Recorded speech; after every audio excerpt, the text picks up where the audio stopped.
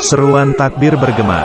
Kini Ramzan Kadyrov kerahkan 12.000 pasukan militan Islami Chechnya yang siap diberangkatkan ke Ukraina untuk mendukung militer Rusia.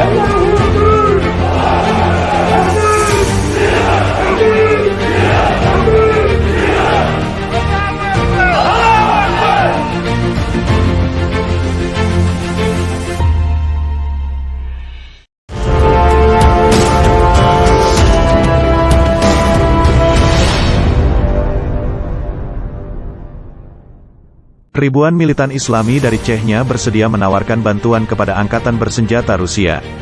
Pernyataan itu diungkapkan pemimpin Republik Chechnya Ramzan Kadyrov saat militer Moskow melakukan serangan hari kedua di Ukraina. Pada Jumat, tanggal 25 Februari tahun 2022, 12.000 sukarelawan lokal berkumpul di alun-alun pusat ibu kota regional, Grozny. Kadyrov memberitahu publikasi Chechnya Sevodnya tentang rapat umum mereka, yang diselenggarakan untuk menunjukkan dukungan mereka kepada Kremlin dan kesiapan mereka membantu tujuannya. Ini adalah sukarelawan yang siap berangkat untuk operasi khusus kapan saja untuk mengamankan negara dan rakyat kami, tegas Kadyrov kepada Chechnya Sevodnya.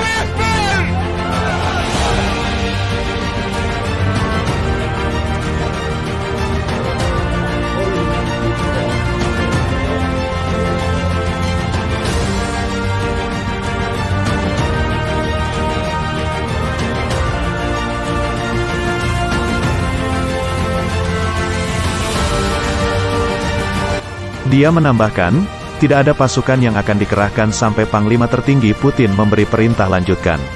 Menurut Menteri Kebijakan Nasional Chechnya, Ahmed Dudayev, tujuan dari kongregasi itu adalah menunjukkan bagaimana kesiapan pasukan untuk mengikuti perintah dan mempertahankan tanah air mereka. Itu adalah pemeriksaan personel, papar Dudayev menjelaskan kepada RBK, pemeriksaan kesiapan personel untuk melaksanakan perintah Panglima tertinggi, Presiden Negara, Vladimir Vladimirovich Putin. Dalam pidato yang dia berikan kepada prajurit yang berkumpul di Grozny Tengah, Kadyrov menuntut agar Presiden Ukraina Volodymyr Zelensky meminta maaf kepada Putin. Mengambil kesempatan ini, saya ingin memberikan saran kepada Presiden Zelensky saat ini agar dia menelepon Presiden kita, Panglima tertinggi Vladimir Vladimirovich Putin, dan meminta maaf karena tidak melakukannya lebih cepat, ujar dia.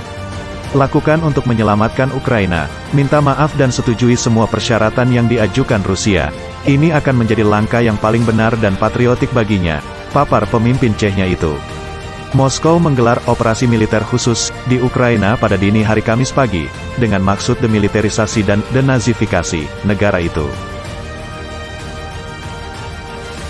Sebelumnya, Rusia menuduh bahwa pemerintah Kiev bertanggung jawab atas 8 tahun genosida dalam perang negara itu di wilayah Donbas.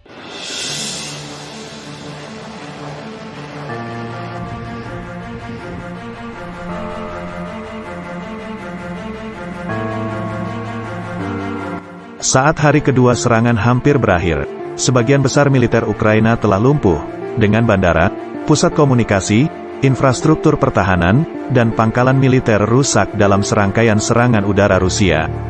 Pada Jumat, Sekretaris Pers Kremlin Dmitry Peskov mengatakan Kiev telah menghilang, setelah memilih Warsawa sebagai tempat mengadakan negosiasi dengan Moskow.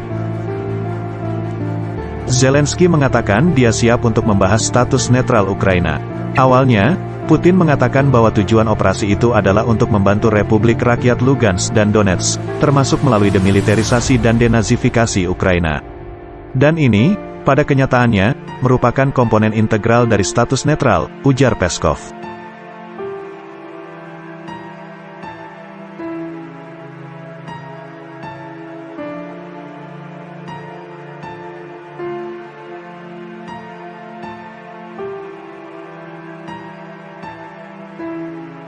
Rusia juga siap melakukan pembicaraan jika Ukraina menyerah. Menteri Luar Negeri Lavrov menawarkan pembicaraan jika militer Ukraina menyerah. Pembicaraan Zelensky-Biden. Zelensky mengatakan dia telah berbicara dengan Presiden AS Joe Biden tentang penguatan sanksi, bantuan pertahanan konkret dan koalisi anti-perang. Pejabat Ukraina mengatakan bahwa tingkat radiasi telah meningkat di zona eksklusi Chernobyl dan memperingatkan penangkapan pabrik oleh tentara Rusia dapat memiliki konsekuensi yang mengerikan. Dewan Eropa mengatakan pihaknya menangguhkan semua perwakilan Rusia dari partisipasi dalam Badan Hak-Hak Pan-Eropa atas serangan terhadap Ukraina. Aeroflot menangguhkan penerbangan Inggris. Aeroflot Rusia mengumumkan menangguhkan penerbangan ke London dan Dublin setelah Inggris menyetujuinya.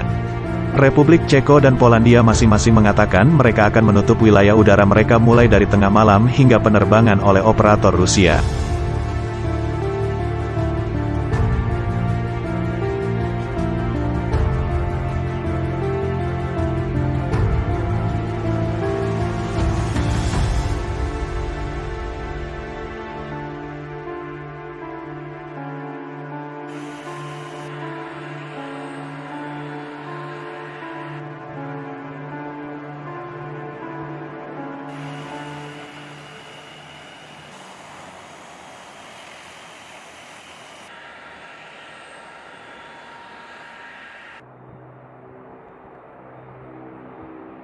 Извинения, что вовремя не сделал это и должен делать шаг, чтобы сохранить Украину.